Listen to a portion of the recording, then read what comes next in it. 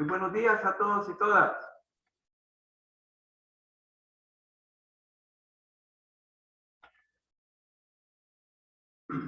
Bueno, vamos a conectarnos y a continuar con lo que habíamos estado planteando el día martes. Recuerden que estamos en un tema muy importante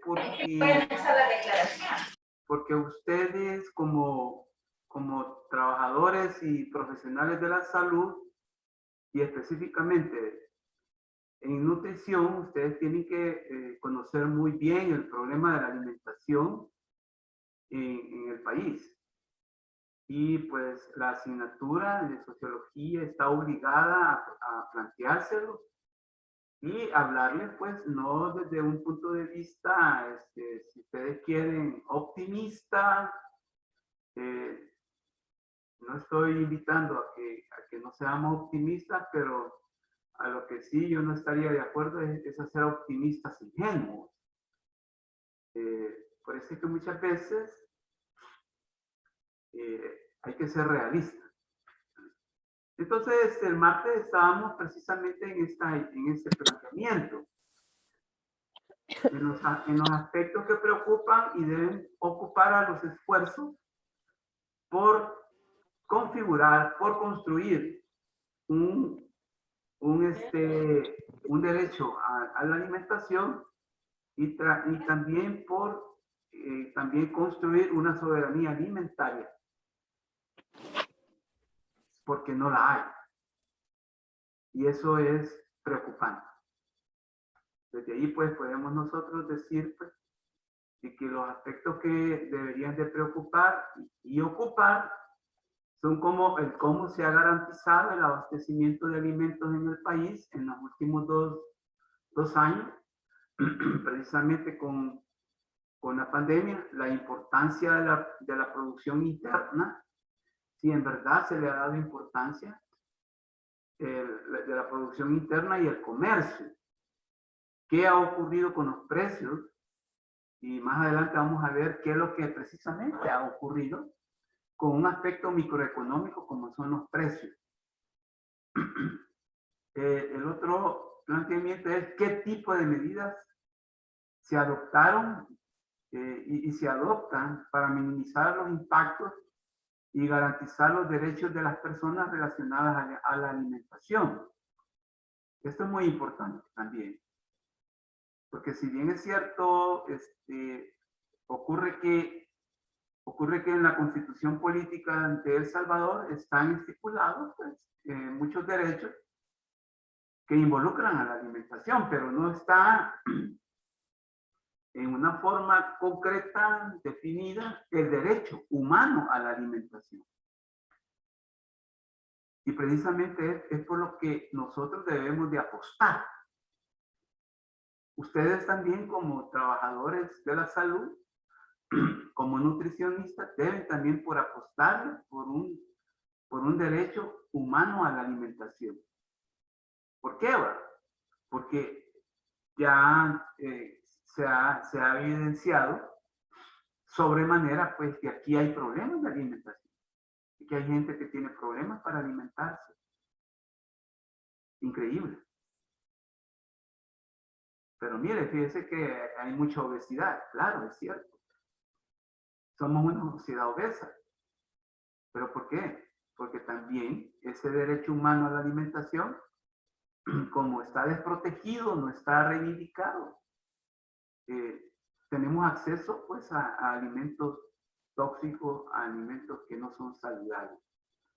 Bien, esto por un lado. Por el otro es que hay población vulnerable que no tiene acceso a la alimentación.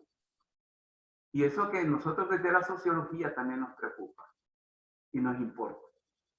Como son las mujeres, los niños y niñas, los ancianos y los discapacitados, que también tienen problemas con la alimentación. Entonces vayan tomándole usted también el verdadero, como dicen, la verdadera importancia.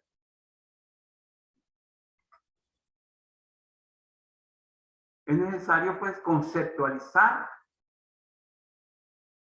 qué es lo que vamos a entender por soberanía alimentaria, ¿sí? Y el marco de análisis también.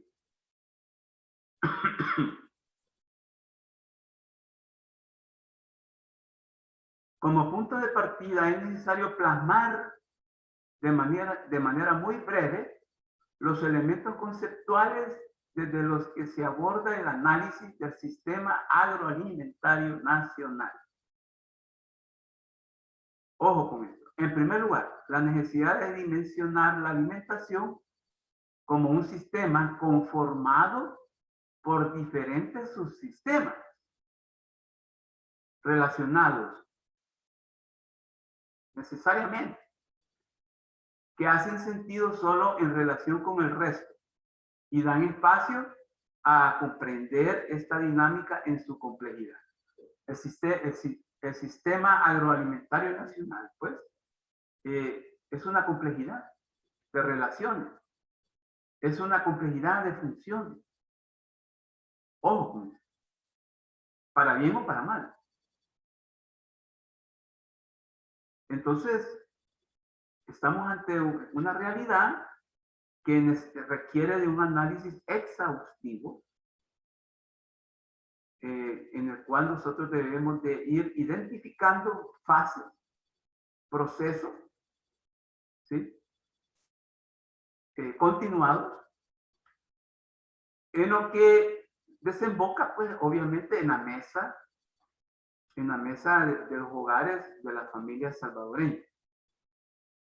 Eso también hay que explicárnoslo, ¿sí? Y más adelante vamos a ir viendo eso. En segundo lugar, dar espacio a la definición breve de los conceptos de seguridad y soberanía alimentaria. Yo no sé si ustedes en otras asignaturas, es posible, no sé, quisiera que ustedes me aclararan, si ustedes investigan o se vinculan con categorías como el de seguridad alimentaria y el de soberanía alimentaria. Porque aquí en sociología es necesario aclarar eso. Dice, en segundo lugar, dar espacio a la definición breve de los conceptos de seguridad y soberanía alimentaria para ubicar a las personas en el espacio adecuado de análisis.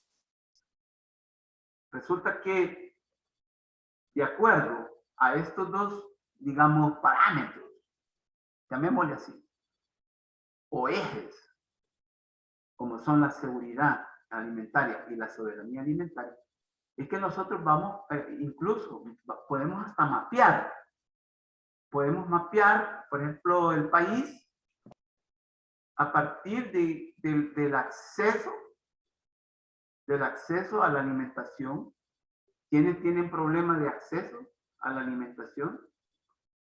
¿Quiénes tienen problemas de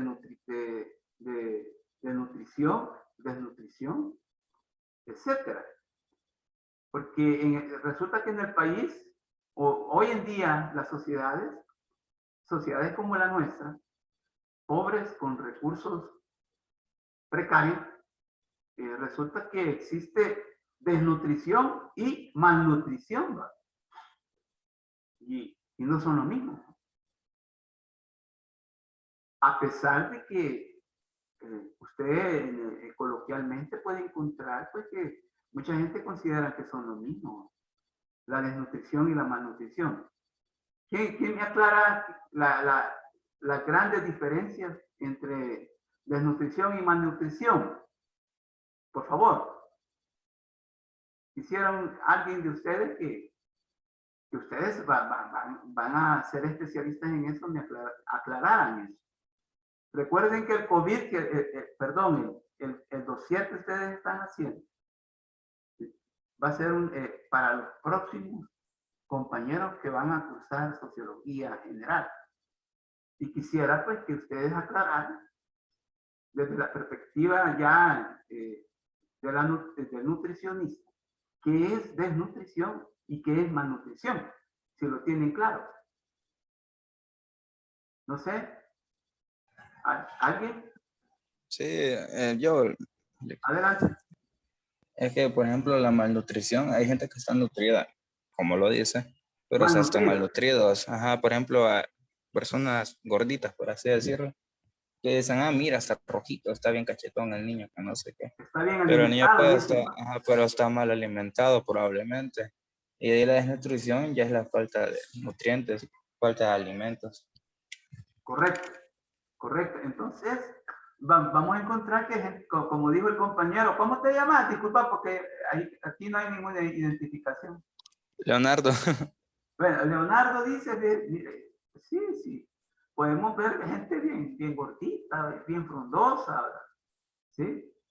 Y pues sí, y que a simple vista, a simple vista, muchacho, ¿qué va a tener problemas? Pero resulta que, como les decía a los compañeros de medicina, ¿va? Miren, ustedes, cuando sean médicos y médicas, les digo yo, ustedes para saber bien lo que tiene una persona, porque yo ahorita me veo bien, ¿verdad? Yo no sé, pero yo no sé si tengo amibas o tengo bacterias, ¿sí? En mi sistema digestivo. Entonces, ¿qué es lo que hace la medicina? Referir unos exámenes, ¿no? Por ejemplo, de heces, de orina, de sangre.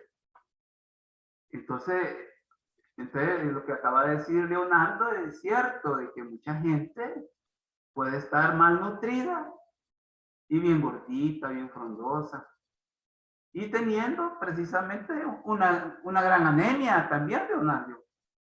¿Sí? Vos puedes estar gordito y con anemia. Increíble, ¿no? ¿Sí? Por lo menos hace 50 años, 40, 50 años, una persona gordita nunca se pensó o nunca se pensaba que pudiera tener esa anemia. Entonces, vean, tenemos el definir lo que es seguridad alimentaria y soberanía alimentaria nos lleva a hacer distinciones entre la población. Hay que tener claro que hoy en día, miren, y esta es una paradoja. Fíjense que cuando ustedes estaban haciendo el mapa conceptual, muchos pues sí, ¿verdad? Me hablaban de paradoja. Mire, la paradoja es esta, es esta. Y mire, y aquí les voy a plantear una paradoja. Y esto es a nivel mundial. Resulta que hoy hay alimentos como nunca lo ha habido antes en el mundo. Hay alimentos. Pero ¿qué? Hay 1.000 millones de personas que sufren hambre en el mundo. ¿Sí? 1.000 millones de seres humanos que este día o no van a comer o van a tener problemas. Pero ¿qué? Hay suficiente alimento. Y esa es una paradoja. Es paradójico. Y entonces también venimos nosotros aquí en El Salvador, ¿no?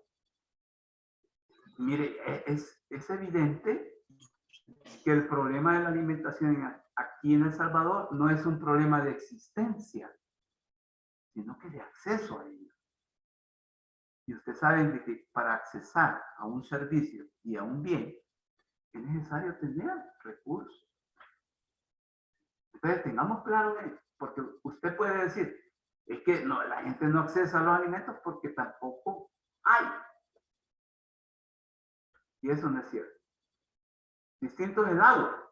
El problema del agua se ha convertido no solo en un problema de acceso, sino que también de existencia. Porque los mantos acuíferos se están secando. Veamos. Esta aclaración necesaria, ustedes la pueden leer y pueden ver de que el problema de los alimentos en el país no es un problema de ahora, sino que desde hace mucho tiempo. Y que forma parte de ese retahílo de desigualdades que se sufren a nivel social. Como sociedad, forma parte de ese pliego pendiente de satisfacer como son los alimentos. Bien, ¿qué vamos a entender por un sistema agroalimentario? Acuérdense que estamos con definiciones. En la historia de la humanidad, la provisión de alimentos ha sido una de las mayores preocupaciones de las personas. Las sociedades sedentarias, precursoras de las primeras ciudades, son fruto del interés por asegurar abasto con mayor certeza.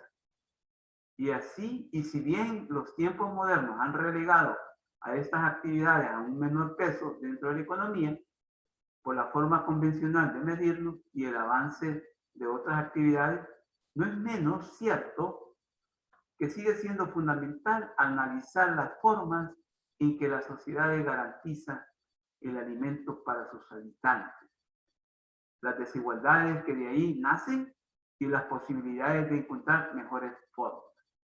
Bien, entonces el sistema agroalimentario de un país, ¿sí?, es necesario. Ahora bien, ¿por qué decimos agroalimentario? Porque la mayor parte, bueno, eso se lo decía yo el martes, el stock de alimentos proviene del agro. ¿Sí? La existencia de alimentos es gracias a la tierra y gracias a una función económica fundamental llamada agricultura. Ojo con eso. Entonces, es El Salvador, y aquí pues, vamos a hacer alusión a la historia. Resulta que El Salvador nace como sociedad con una alta vocación agrícola. Bueno, la vez pasada estuvimos hablando, ¿verdad? Algo.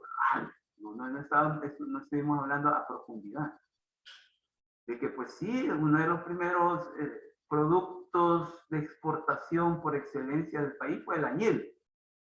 Bueno, el añil no es un alimento, pero proviene de una actividad fundamental agrícola, llamada agricultura. Entonces el añil. Pero hay datos que desde la colonia, o mucho antes de la venida de los españoles, la sociedad salvadoreña, claro, antes de la llegada de los españoles no nos llamábamos El Salvador, ¿verdad?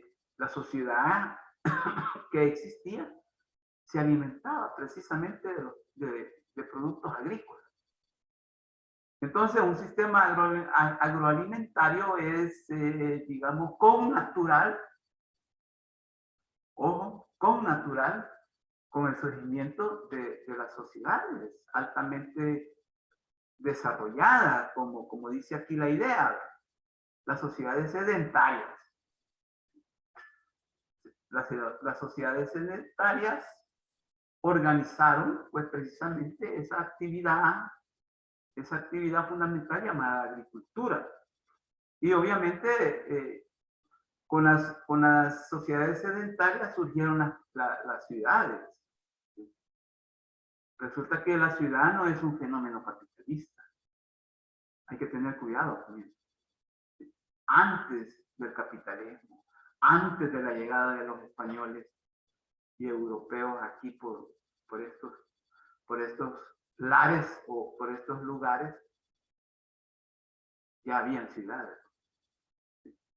Entonces, sería pues necesario tener claro eso.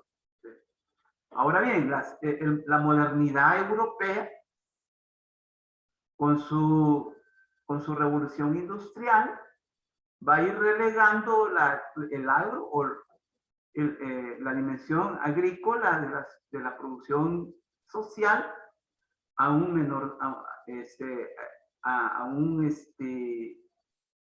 y digamos, a un nivel en el cual va a ir perdiendo importancia.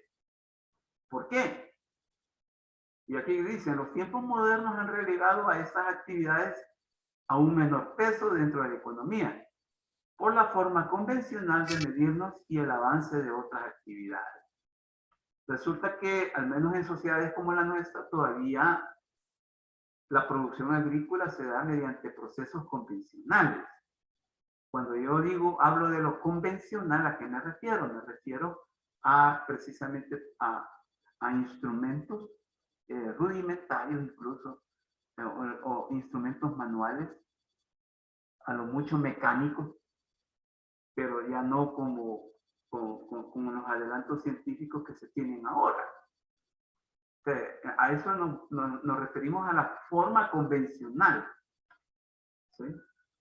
Y el avance de otras actividades como la industria. La industria sí, podríamos decir, aunque yo tendría algún reparo en decirte que es exclusivamente capitalista. Bien, entonces un sistema agroalimentario es el que fundamenta la producción de alimentos de un país, de una sociedad, de una región. Lo fundamenta, lo organiza, lo articula. Imagínense qué importante es el sistema agroalimentario de un país. Ojo con esto. Aquí se caracteriza la composición de un sistema agroalimentario por 4 sectores. Se identifican sectores. El correspondiente a las empresas que abastecen a la agricultura con sus servicios y medios de producción. El subsector agropecuario, ¿sí? El subsector de las industrias agrícolas de transformación y el subsector de la distribución de alimentos. Hace unos minutos hablábamos de que esto de la alimentación, el sistema agroalimentario es una concatenación, ¿sí? Es una interrelación necesaria. O sea, no se puede prescindir el uno de la otra. Y a eso me refiero a una interacción necesaria. Entonces, vean, se identifican 4 subsectores. Las empresas que llevan por ejemplo, las semillas. ¿Se han fijado que a los campesinos se les abastece de semillas? Ellos le llaman semillas para exclusivamente sembrar, no para consumir. Y ellos le llaman semillas mejoradas.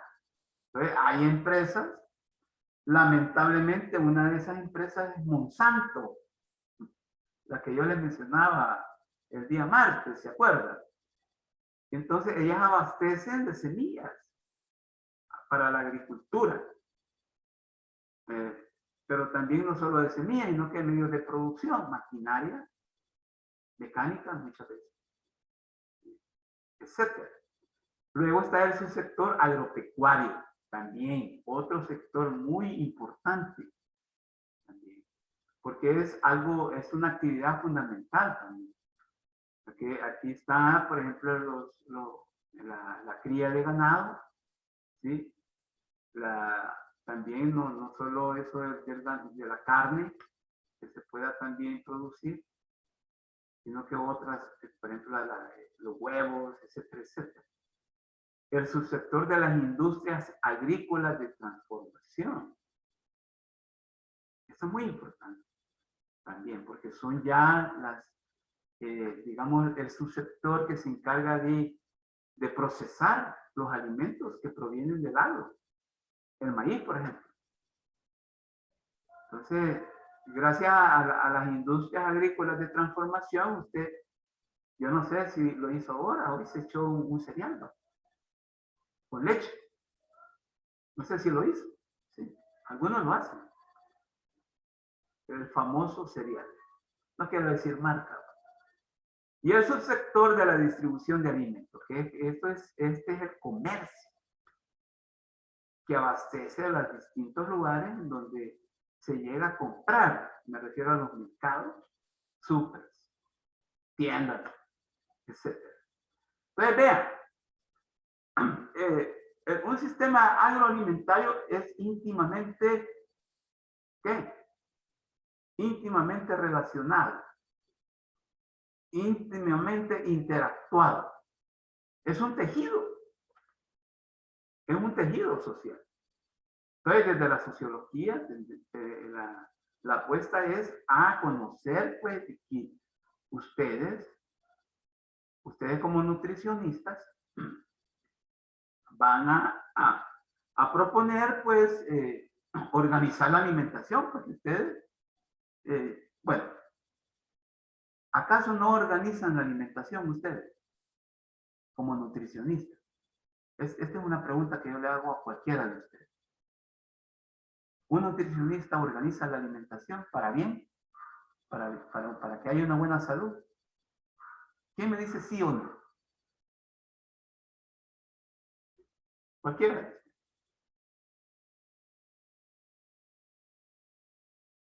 ¿No hay nadie que pueda responder? Bueno. Eduardo, ¿podrías responder vos? Bien. Entonces, esto es con respecto al sistema agroalimentario. Pero ahora vienen las otras dos categorías de análisis, que es la seguridad alimentaria y la soberanía alimentaria. Constituyen un proceso continuo en donde ambas, desde sus particularidades, confluyen en que todas las personas, en todo momento, tienen o tengan acceso físico, social y económico a suficientes cantidades de alimentos inocuos y nutritivos que satisfacen sus necesidades dietéticas y preferencias alimentarias para llevar una vida activa y saludable en una forma continua y sostenible. Yo creo que esta definición de seguridad y soberanía alimentaria tienen ustedes que manejarla siempre en su profesión. Aquí están metidas las dos categorías, ¿no? Seguridad y soberanía alimentaria. ¿A dónde está lo de la seguridad alimentaria? Vamos a ver. Voy a volver a leer. Constituyen un proceso continuo, o sea, una continuidad, un continuo hacerse, en donde ambas desde sus particularidades confluyen en que todas las personas en todo momento tengan o tienen acceso físico, social y económico a suficientes cantidades de alimentos inocuos y nutritivos que satisfagan sus necesidades dietéticas y preferencias alimentarias para llevar una vida activa y saludable en su forma continua y sostenible. Ahí están las dos. Pero ¿a dónde identificamos la seguridad alimentaria? En el acceso. ¿Sí? En ese acceso físico, social y económico a suficientes cantidades de alimentos y que estos alimentos sean inocuos. ¿Qué es eso de inocuos? Ese término, ¿qué significa el término inocuos? Vamos a ver quién me plantea eso. ¿Quién me lo puede aclarar? ¿Qué es esto de inocuos?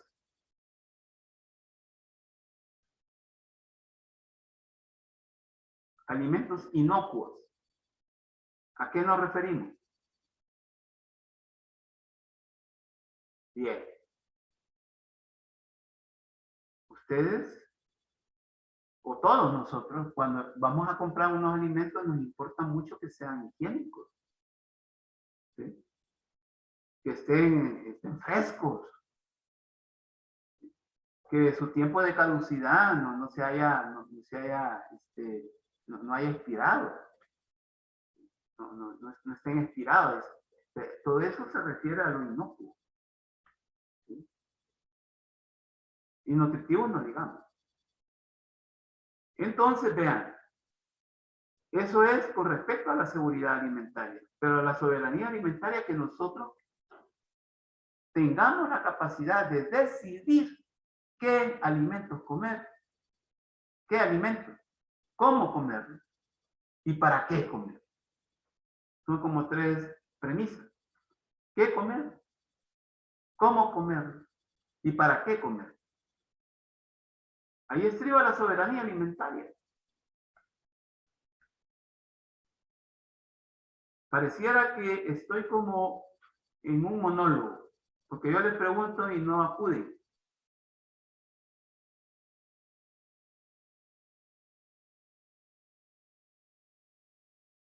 Pero aquí viene ampliada la soberanía alimentaria. La soberanía alimentaria como categoría que en esfuerzo de garantizar seguridad alimentaria, ya la soberanía también está en función de eso. Seguridad y soberanía van de la mano. Ojo, pero en El Salvador no tenemos seguridad, mucho menos soberanía. Estamos muy, muy, muy mal. Pero sigamos con lo que nos plantea la soberanía alimentaria. Como categoría que en esfuerzo de garantizar seguridad alimentaria, además se priorice la producción local, el acceso a tierra, agua, semillas y crédito. El derecho del campesinado a producir alimentos, de las personas consumidoras a decidir qué consumir y quién los produce. Este es otro aspecto de la seguridad alimentaria. ¿Qué consumir y quién lo produce?